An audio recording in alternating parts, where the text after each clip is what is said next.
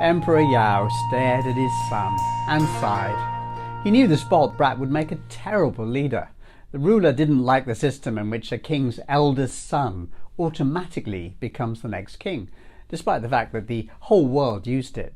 Now, this was about 2300 BC, more than 4.5 millennia ago, so Emperor Yao was well ahead of his time. In fact, China had already been experimenting with the leadership thing. The fabled Yellow Emperor was the first recorded ruler, but the next one had been chosen from the royal family by election, so the job had not gone to his eldest son, but to a grandson. Emperor Yao went to ask the mountains for advice, as smart people do, and learned that the most capable, wise, good-hearted person in the kingdom was a farmhand named Shun, who came from a distant, penniless branch of the royal family.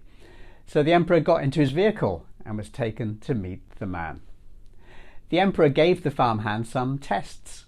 One was to marry him off simultaneously to both his daughters. Shun managed to keep the peace between his princess sister wives and even persuaded them to do some work. To jump to the end, Shun passed a series of tests and became the next emperor. He also chose not to pass the throne to his children, but that's a story for another episode. The bad news is that the experiment didn't last, and China eventually returned to the eldest son system that the rest of the planet used.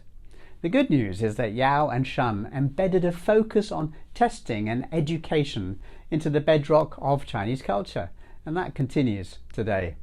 Tune in regularly for more stories of Chinese culture.